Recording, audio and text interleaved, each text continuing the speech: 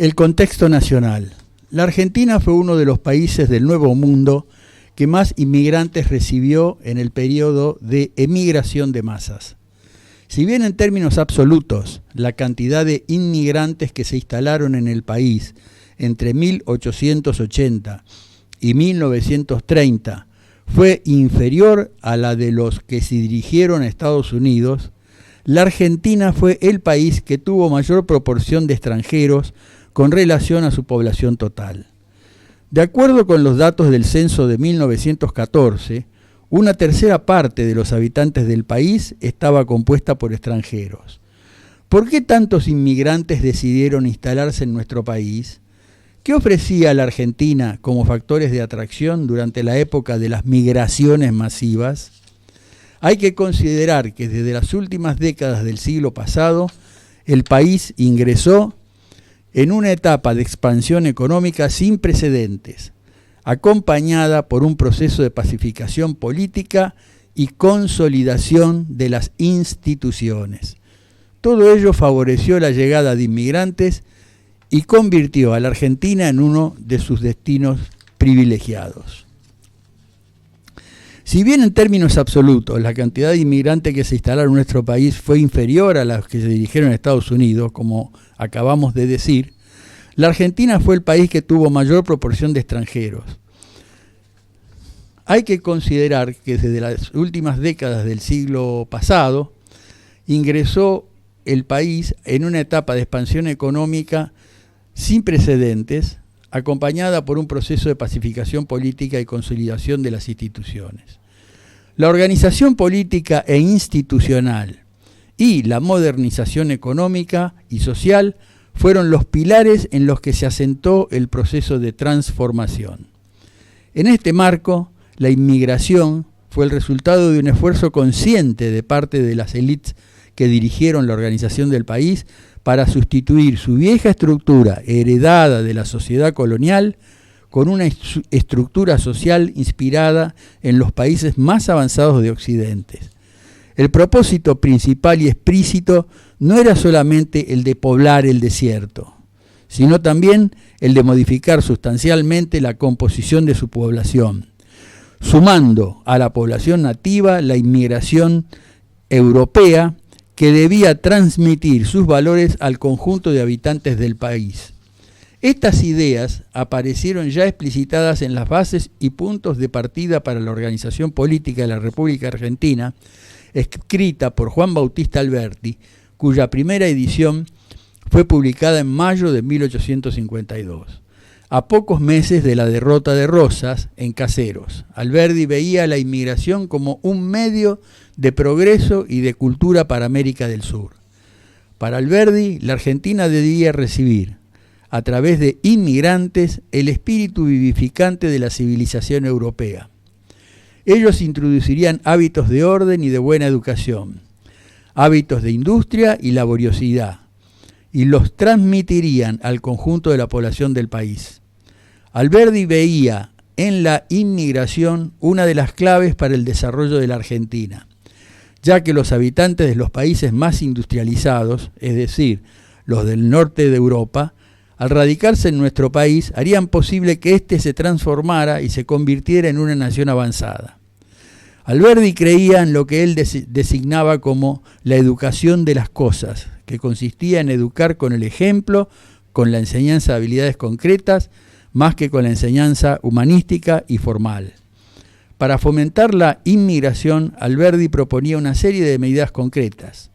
Por una parte, firmar tratados con países extranjeros que garantizaran los derechos de propiedad y de libertad civil, de seguridad, de adquisición y de tránsito. Veía los tratados de amistad y comercio como el medio honorable de colocar la civilización sudamericana bajo el protectorado de la civilización del mundo.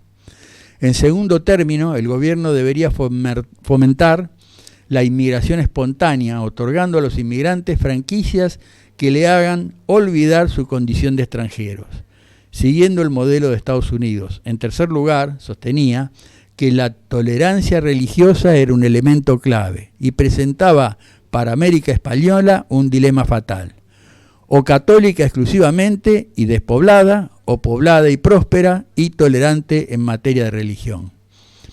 Excluir a los no católicos, principalmente los protestantes, era para Alberdi excluir a los pobladores que más necesitaba este continente. La atracción de inmigrantes y su distribución a lo largo de todo el territorio nacional solo sería posible contando con un adecuado sistema de transporte. El ferrocarril, la libre navegación de los ríos, la supresión de las aduanas interiores eran vistos por Alberdi como condiciones para que la acción civilizadora de Europa penetrara en el interior de nuestro continente. Y sostenía también que la legislación civil y comercial debía facilitar la radicación de extranjeros, para lo cual era necesaria una reforma de las leyes para adecuarlas a la nueva Constitución.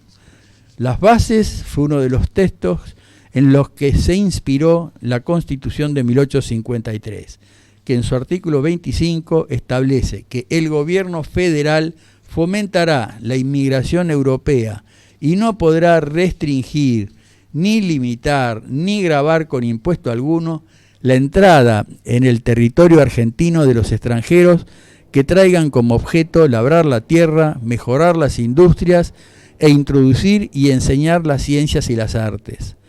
Otros artículos garantizan los derechos civiles de todos los habitantes de la Confederación: el derecho de propiedad, la seguridad jurídica.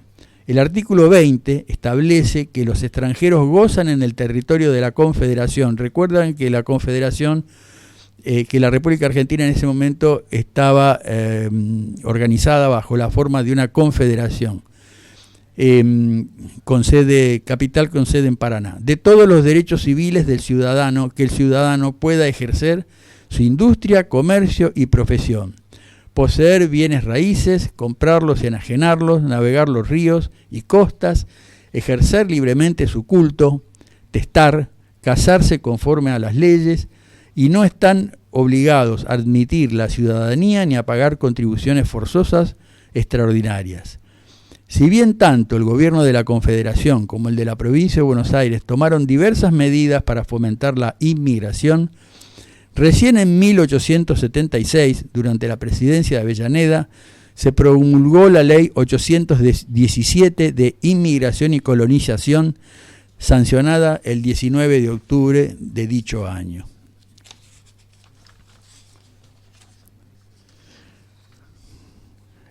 La integración económica, el gran boom exportador.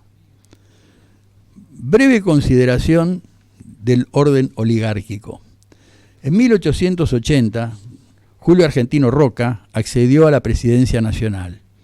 Luego de haber liderado operaciones militares contra sociedades indígenas y derrotar a Buenos Aires, la base política utilizada fue el Partido Autonomista Nacional, que hizo las veces de canal de reclutamiento de los dirigentes y sirvió como espacio de comunicación política entre las figuras más relevantes del interior.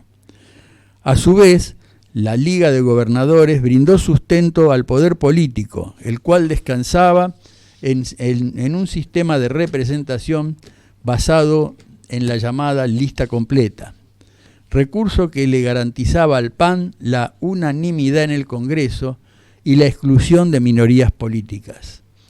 Asimismo, las intervenciones federales le permitirían al Poder Ejecutivo incidir directamente en la vida política de las provincias, a fin de mantener o suplantar a los gobernadores electos.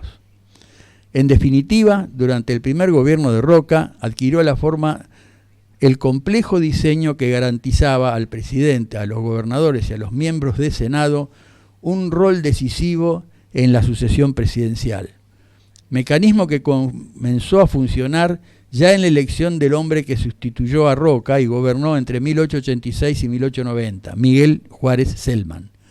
Así los presidentes fueron sucediéndose en un marco caracterizado por la exclusión mediante el fraude y la violencia de las facciones políticas opuestas. Juárez Celman fue reemplazado por Carlos Pellegrini, luego entre 1890 y 1892, Luisa Espeña, 1892-1895, José Evaristo Uriburu, 1895-1898, Julio Argentino Roca nuevamente, 1898-1904, Manuel Quintana, 1904-1906, y José Figueroa Alcorta, 1906-1910.